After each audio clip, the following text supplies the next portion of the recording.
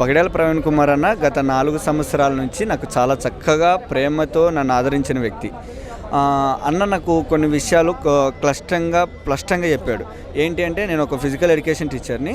అన్న ఏమని చెప్పాడంటే, మనిషిని మనిషిగా చూడమని మొదటి వ్యక్తి ఆయనే. ముస్లిం చూడొద్దు, క్రిస్టియన్స్లా చూడొద్దు, హిందువులా చూడొద్దు, ఒక మనిషిని మనిషిలాగా చూడు, ప్రేమించు. ఆయన దగ్గర నుంచే నేను ఎదుటి వాళ్ళతో ఎలా ఉండాలో నేర్చుకున్నాను. నేను మా ఊరికి వచ్చిన ప్రతిసారి నేను అన్నని అన్న నన్ను చక్కగా ఒక తమ్ముళ్ళగా ఆదరించాను. నన్ను నిజంగా చెప్తున్నాను, ఆయన లేక ఉన్నందుకు ఈరోజు ఆయన బ్రతుకుంటే ఇంకా బాగుండేమో అనిపిస్తుంది అన్న.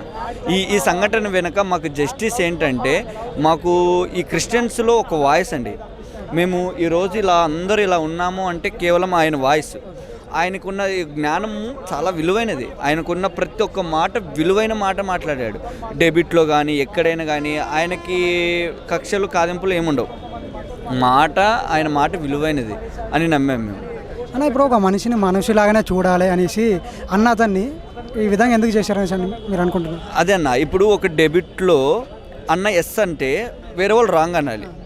లేదా అన్న ఒకవేళ తప్పు చెప్పింటే అన్న బహిరంగ సభలో వచ్చి క్షమాపణ అడిగే వ్యక్తి.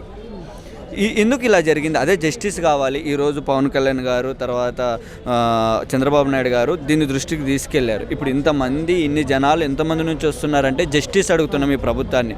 ఇది దయచేసి ప్రభుత్వం మాకు జస్టిస్ న్యాయం జరగాలి. అది ఎక్కడి నుంచి జరిగింది, అన్నకి ఏ విధంగా జరిగింది, ఆ లైవ్లో చూపించినప్పటికీ, అన్నకి పెదాలు ఇలా వేయినప్పటికీ నేను నిజంగా 2 రోజుల నుంచి కోలుకోలేకపోతున్నాను. మాకు ఆ వాయిస్ లేదేమని. ప్రభుత్వం నుంచి మీకు ఎలాంటి సపోర్ట్ కావాలని కోరుకుంటారు? ఖచ్చితంగా దీని వెనుకున్న కుట్ర ఏంటో మాకు ఇస్తుందని నమ్ముతున్నామన్న ప్రభుత్వాన్ని. ఖచ్చితంగా ఇలా ఇస్తేనే నెక్స్ట్ ప్రభుత్వం ఇలా ఏర్పడడానికి ఉపయోగపడుతుంది. నెక్స్ట్ టైం వచ్చేసి వీళ్ళు పలానా వాళ్ళు ఉన్నారని చెప్పేసి పేర్లు కూడా చెప్పడం జరుగుతుంది కదా, దాన్ని ఏ విధంగా మీరు చూస్తారు? ఇప్పుడు రిపోర్ట్ రాకుండా మనం ఎన్ని విధాలుగా రాంగ్ అండి. అన్న హత్య కావచ్చు, లేదా యాక్సిడెంట్ కావచ్చు, కానీ హత్య అని మేమందరం అనుకుంటున్నాం. నాతో పాటు నేను కూడా అనుకుంటున్నాను హత్య అని. దాని వెనుకున్న నిజమేంటో చెప్పాలి ప్రభుత్వం. ఎస్పీ గారు వీళ్ళందరూ ఆధ్వర్యం తీసుకొని నిజాన్ని నిక్రంగా చెప్పాలని నేను కోరుకుంటున్నాను.